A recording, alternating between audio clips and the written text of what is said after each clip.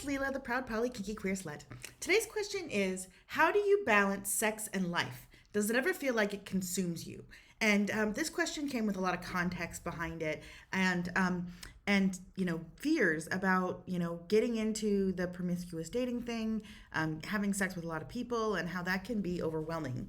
And short answer is yes. Sometimes it is overwhelming, and especially when I was first adjusting to this, it was all consuming sometimes.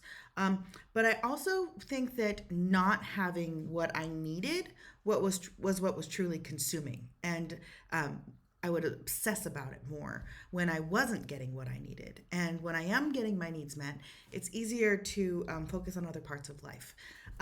There are a few aspects to this that I find very interesting, and in reflecting on myself and what I have experienced and what I've done, some advice, but also some just commiseration on a few things. So first, this feeling of not having enough sex in your life is very much like feeling like you don't have enough food or water or shelter. Because sex is a primal need, not for everybody, but for a lot of us, it's a primal need. So if you're not getting the sex that you need in your life, then it can feel like you're missing something big. You're missing something really important. And that can become all consuming. And the approach for the search for that can become all consuming. Because it is a need. That physical attention is a need.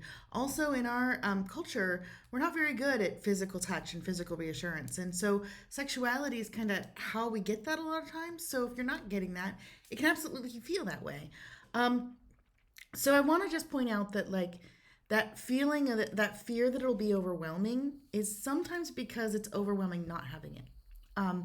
And that I definitely felt that before I found this lifestyle. In the change and transition to opening up, there's another element of this that is, it's complicated balancing multiple partners. And I do a few things to help with that, but when you're getting your sexual needs satisfied by multiple people who are not people that you're in a romantic relationship with, who aren't available to you on a daily basis, there's just more logistics involved, more coordination involved. So, for example, if you and your spouse both have a matching sex drive, and you're having sex on a regular basis that's satisfying both of you, there's not a whole lot of logistical work that goes into scheduling those dates, spending that time, getting to know each other well enough to have sex, all of those things. Those things do become legitimate challenges in terms of time and energy. And we all have our own levels with respect to what we can actually put into those things. And I like the term polysaturated because it quickly conveys I'm maxed out. I've got all of the emotional labor that I can deal with right now with the partners that I've currently got. And figuring out where that threshold is for you does kind of require going a little too far and then pulling it back. A tip for managing that, especially if you're looking at having sex with lots of different people and not necessarily having that sex be tied to your romantic relationships, the traditional way of dating for sex is very labor intensive. So going on a first date and a second date, and then maybe third date you have sex, and then is it a relationship, is it not, what's going on with that? That's all a ton of emotional labor and also takes a ton of time. So for me, I really like putting myself out there in places and in ways that make it very clear that I am sex first right now, and being very specific about what I'm looking for. So if what I'm looking for is a one night stand, is just casual sex, then I put myself out there saying I'm looking for casual sex. If I'm looking for a specific kind of kink play, I put myself out there, and when people flirt with me, I say I'm looking for this specific kind of kink play. Now I can do that more because I am doing that in spaces that are sex positive culturally, where that is what is where I know I'm not going to be sex shamed, so I'm not having to go through those hoops of meeting somebody in a more of a club, like a dance club setting or casual vanilla life, and then having to educate them about what poly is, what sex positivity is, what my queerness is. Kind of starting from that baseline is helpful. Transparency and communication is helpful as well. So even if you are going out there to just in the default world to try to find partners in kind of the standard hookup scene, the more you can be really clear up front about what you're looking for and what you want, the more likely you are to get it. There is unfortunately a AFAB advantage. People who are feminine and people who are born women tend to have an easier time finding dates in the pickup play scene. That's been my experience anyway, and it's frustrating because frankly it's like I know so many nice guys who have a harder time with this, but for those folks it's still the same rule of thumb, like honesty, transparency, really being clear about what you want, and not being afraid of your sexuality is also very important. There's nothing shameful about your sexuality. And so owning that and owning that I want to have a really great time with you and connect with you, but just tonight, that helps.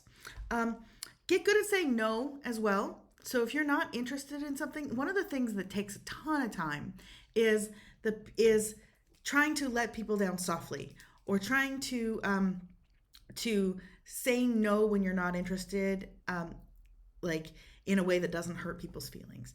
And I would advise just scrap all that. Hurt people's feelings. It's okay.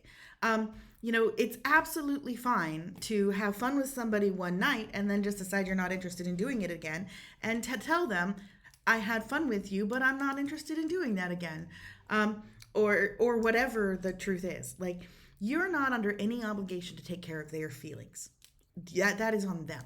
And, you don't need to be a jerk about it, but if you are, it's fine. It's like, it's taking some of the seriousness out of this whole thing. Like, it doesn't all have to be serious all the time. And then this question specifically is asking about balancing sex and life and other responsibilities. And I just want to say that, like, that's always challenging. And I gotta say, as a mother, there are so many things that are challenging about balancing life. Like, take the sex out of the equation. Balancing life is hard. Balancing work, balancing family, getting all of my needs met while making sure that my family is also getting their needs met, supporting each other, keeping the money coming in. All of those things are challenging. So what I do is I schedule in priority order, because ultimately what you get is what you want and what you put time into facilitating and making happen. So when I'm addressing my calendar, when I'm looking at my calendar, and I keep a calendar. That's a good tip. Keep a calendar. But when I look at my calendar and keep my calendar, the first things I schedule on those calendars are the responsibilities that I have as a mother. So kid stuff goes on that calendar first. Whether that's band performances or first day of school or slumber parties or whatever the kids have going on, that goes on my calendar first. Now, we have made efforts to make sure that our kids are not crazy overscheduled like a lot of kids are. So for example, I don't have like whole weekends on holiday weekends that we're spending at like ball tournaments, because that's not something that we have prioritized as a family. But if I did, that would go on the calendar first. The second thing I put on the calendar are dates with my wife, because that relationship is very important to me. And so I don't have dates with my wife as frequently as I have dates with other people collectively, but I make sure that I have dates with my wife on the calendar as a priority, and that those don't get canceled. If they get shifted, they get moved, not canceled. Then I ask myself, what do I want? What do I actually want right now? What do I need in my life? And then I schedule plans to either go clubbing or go meet people in priority order based on what I want, what I actually want. And when I did have other romantic partners, it was my wife, then other romantic partner, then whatever other casual stuff I wanted, provided that was in line with my desires. So that's how I do it. And then it's important also when you're doing that to keep self-care days in there and dates with yourself, because it's very easy to get overbooked and then just not schedule time for yourself. And it's very, very important to have time for yourself, to have some alone time for you to just do what you enjoy.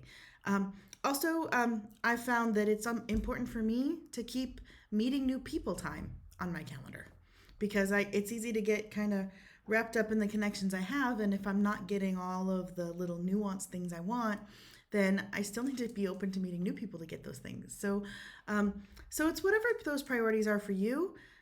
Making sure they actually get calendared in that priority order assures you you're not losing track of life while giving you the freedom to take that time to pursue those things. So I hope you find that helpful. It is a challenge. Balancing everything is challenging, but I find it a rewarding challenge and very much worth it. And just going back to what I said at the beginning, that desperation kind of lets up when you're actually getting satisfied with what you want. So it becomes less of a need and less of an urgency and less of a overpowering thing in your brain and more just another part of your calendar. Or at least in my experience, that's what happened. Like, sowed my wild oats for a while, and I'm still sowing my wild oats, but I'm now it's a portion of my week, not the very most important part of my week. So anyway, I hope you find that helpful. And to this particular viewer who asked this question, I will absolutely be addressing your the other components of your question shortly. So thank you very much, and I appreciate your time. You can reach me anytime at kinkyqueerslut@gmail.com. Ask me anything.